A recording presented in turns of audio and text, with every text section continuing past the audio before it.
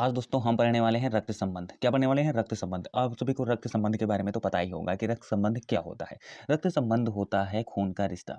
क्या होता है? खून का रिश्ता।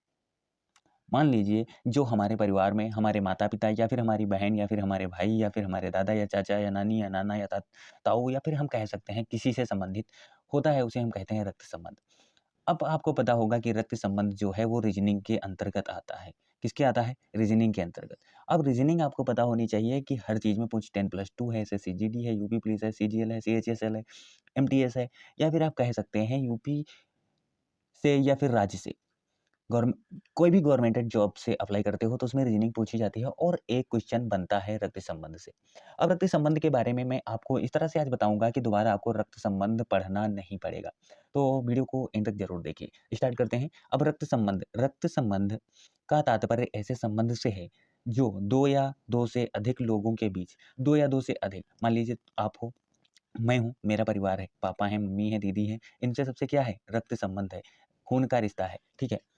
लोगों के बीच एक परिवार में जन्म लेने के कारण जो संबंध बनते हैं वही रक्त संबंध कहलाते हैं। जो एक परिवार में जन्म लेने के कारण बनते हैं वो क्या कहलाते हैं? रक्त संबंध कहलाते हैं, ठीक है? इसके अलावा अब ये तो हुआ परिवार की बात, लेकिन इसके अलावा की बात अगर हम करें तो अलावा क्या होता है कि जैसे आप शादी करते हो, क्या होता है? आप शादी करते हो तब किसी से संबंध बनता है।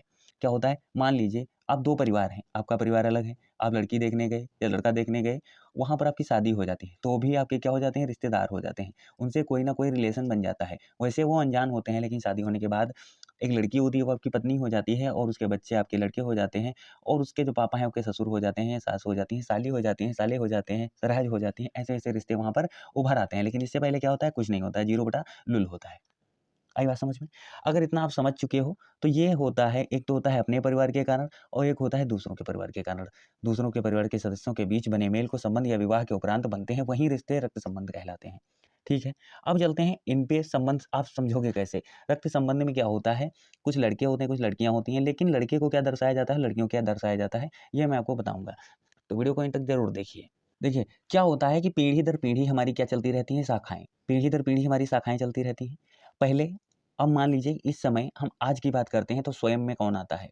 हम लोग आते हैं। स्वयं में कौन होता है? जैसे कि मैं हूँ, मेरे लड़ मैं हूँ, मेरे भाई हैं, मेरी बहन है, चचेरा भाई है, ममेरा भाई है, फुफेरा भाई है। आप कह सकते हो कि आपकी ऐज वाले या फिर आपके रिलेशन वाले, आपकी ऐज के बराबर वाले, वो कौन होंगे? फुफेरा बहन होगा, साला होगी, साली होगी, बहनोई होगा, देवर होगा, जेठ होगा। और पति और नंदोई आदि, ये सभी कब आएँगे? आप में। और ये होती हैं लेडीज़ में, बहन है, चचेरी बहन, ममेरी बहन, मौसेरी बहन, फुफेरी बहन, सरहज, भाभी, ननद, देवरानी, जेठानी, ये सभी लेडीज़ में होती हैं और ये सभी जेंट्स में होती हैं। अब ये तो हुए आप, आपके ऊपर कौन होगा? आपके पापा। अब पापा की एज वाले कौन आएँगे? पिताजी होंगे, चाचा होंगे, मौसा होंगे, ससुर होंगे।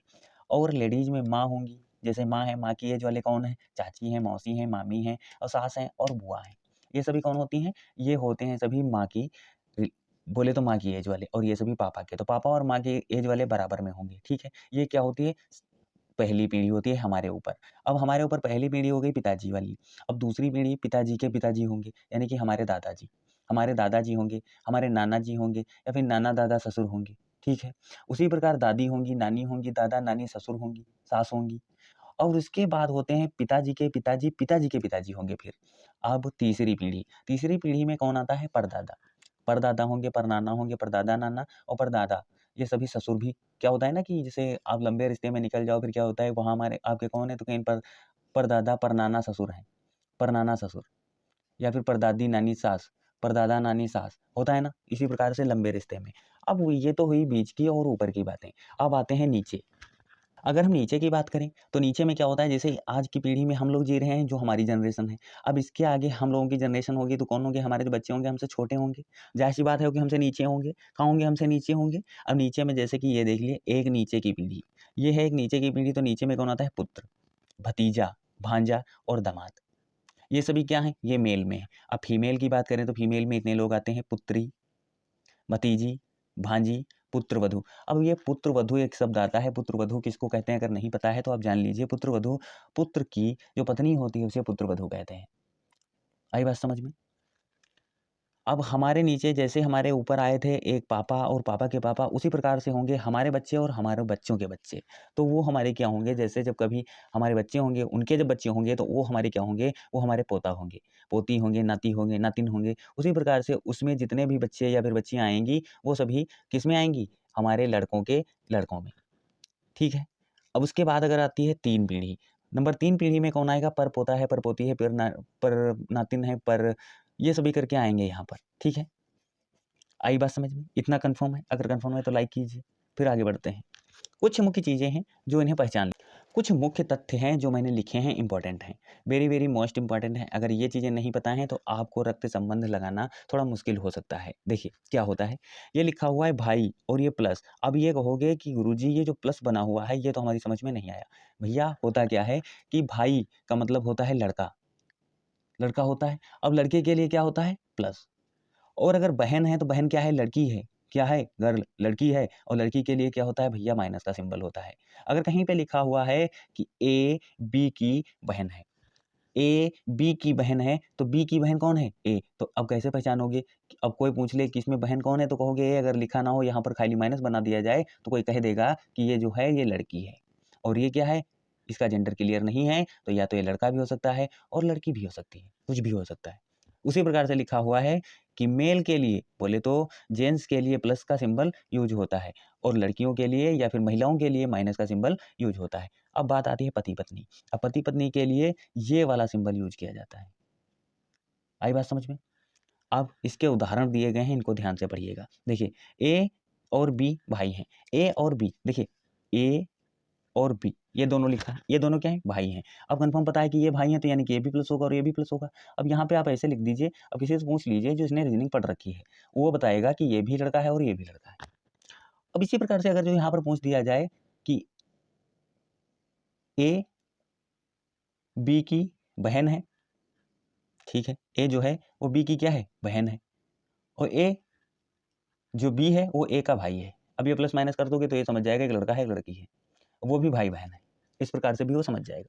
ठीक है, यहाँ पर एक बात आती है कि ए बी का भाई है। देखिए आ गया, ए बी का भाई है, तो ए जो है वो किसका भाई है, बी का, बाद वाले का। बाद वाले का कौन भाई है, तो यानी कि ए प्लस होगा। इसी प्रकार से मैंने यहाँ पर प्लस लिख दिया है। ठीक है, यहाँ पर ए बी की बहन है, ए जो है वो किसकी बहन है, बी की, जैसे मैंने ये वाला बताया। ए ए जो है ये बी की बहन है, तो यानी कि बी क्या होगी, माइनस होगा। इसका जेंडर क्या होगा, माइनस होगा, भैया ये फीमेल है। ठीक है, ए बी का पति है, ए जो है वो बी का पति है। अब यहाँ पे लिखा हुआ है, इसे ध्यान से देखना, ए जो है वो बी का क्या है, पति है। ए जो है वो बी का पति है, तो यानी कि प्लस ही होगा। अगर ये पति है तो यानी कि ये पत्नी होगी, तो पत्नी के लिए क्या होगा, माइनस होगा। भैया जायज़ सी बात है कि ये दोनों पति पत्नी हैं, इसमें किसी सोचने की बात है ही नहीं। आई बात समझने, मैंने बताया कि ना। यहाँ पर अगर इस प्रकार से भी लिखा हो ए और बी इस प्रकार से, तो आप कह दोगे कि ये दोनों पति पत्नी हैं। किसी से पूछने और किसी से बताने की जरूरत नहीं, नो झंझट नो छीछा लेदर। आई बात समझ में? अगर समझ में आई हो तो मैंने इतना बताया। अब चलते हैं स्टेप नंबर 1 की तरफ। क्या चलेंगे भैया, स्टेप नंबर 1 की तरफ चलेंगे, और आपको हम बताएंगे इसके कुछ इंपॉर्टेंट सवाल जो इससे पूछे जाते हैं। ठीक है, ये रहा आपका पहला सवाल। ये है टाइप ऑफ 1। टाइप ऑफ 1 है, टाइप 1 में अब जितने जैसे क्वेश्चन पूछे जाएंगे इसी प्रकार से पूछे जाएंगे। तो मैंने पहला क्वेश्चन उदाहरण के तौर पे रखा हुआ है, इसको मैं बताता हूँ आपको कैसे करना है। देखिए क्या लिखा हुआ है, ए बी भाई हैं, ए बी भाई हैं। अब यहाँ से हम क्वेश्चन को पकड़ सकते हैं, ए जो है बी भाई हैं, ए बी यानी कि दोनों भाई भाई हैं, तो इसका हमारा जनरल क्लियर है। तो हम क्या करेंगे, ए और बी क्या हैं, भाई हैं, तो जाहिर सी बात है यहाँ पर हम इसको भाई लिख देते हैं, यानी कि ये भी प्लस है और ये भी प्लस है, ये दोनों लड़के हैं, जेंडल क्लियर है। ठीक है, आगे बढ़ते हैं। उनके मामा सी और डी हैं। अब उनके मामा हैं तो मामा इनके कहाँ होंगे, ऊपर होंगे। कौन होंगे, सी और डी, सी और डी, इनको ऐसे ही लिख देते हैं, ये क्या है, मामा है, यानी कि इनका भी जेंडर क्या है, क्लियर है भैया।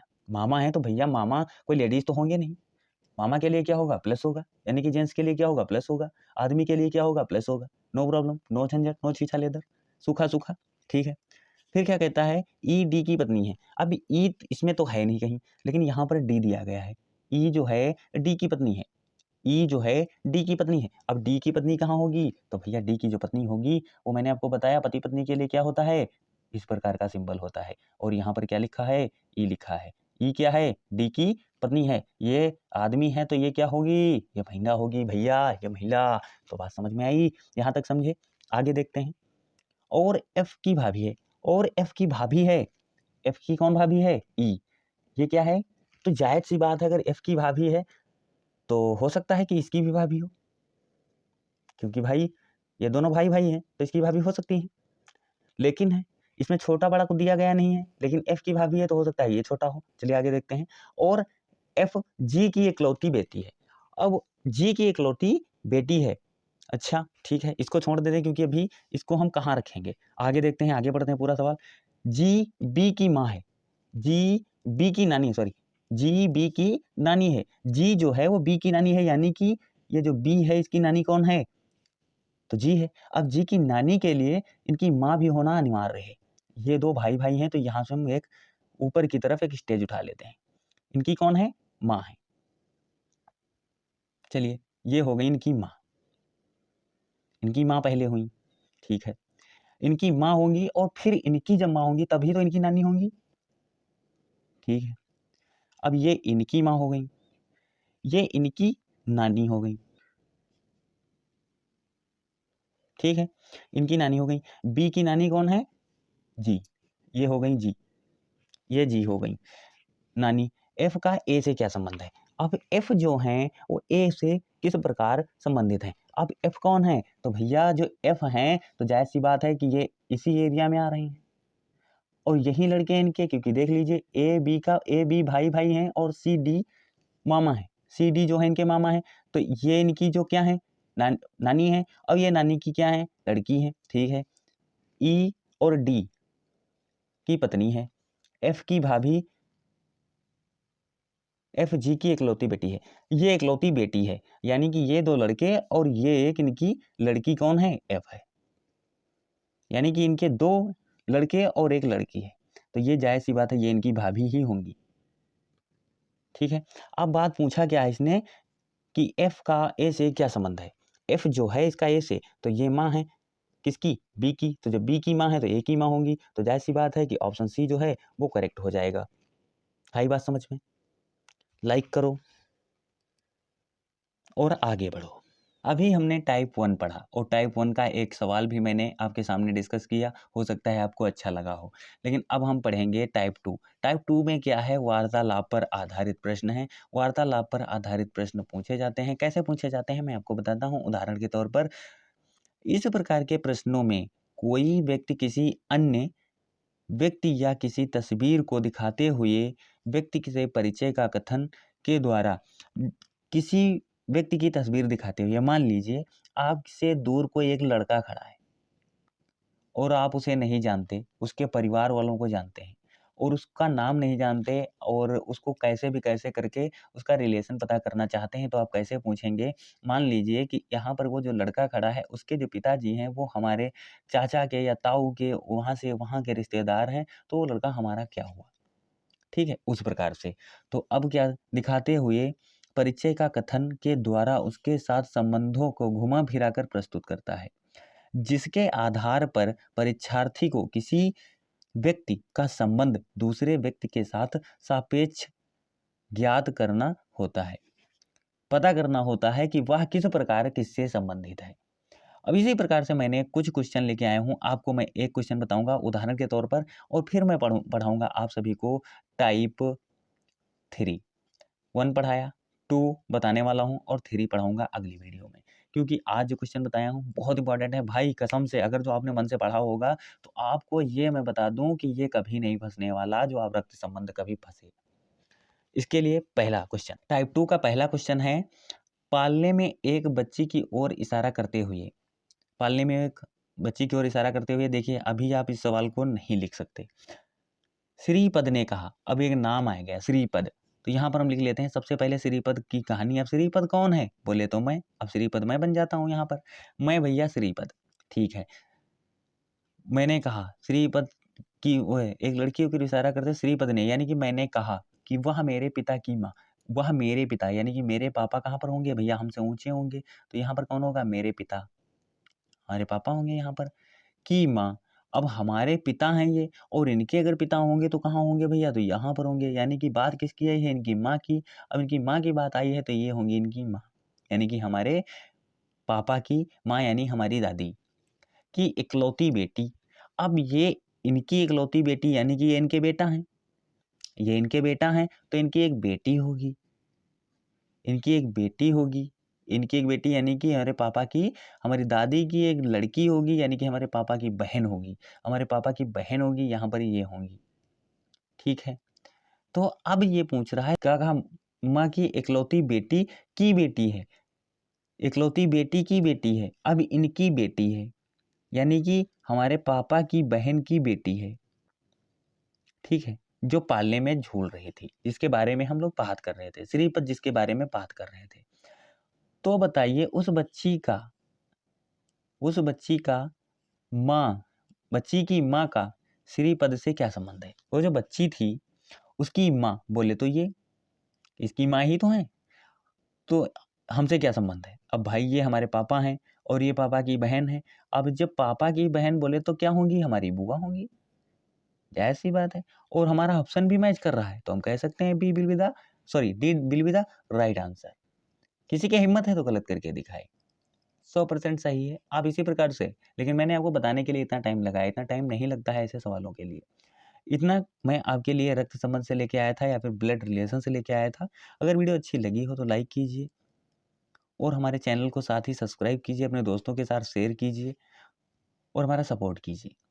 हम मिलेंगे किसी नेक्स्ट वीडियो में, तब तक के लिए जय हिंद और जय भारत।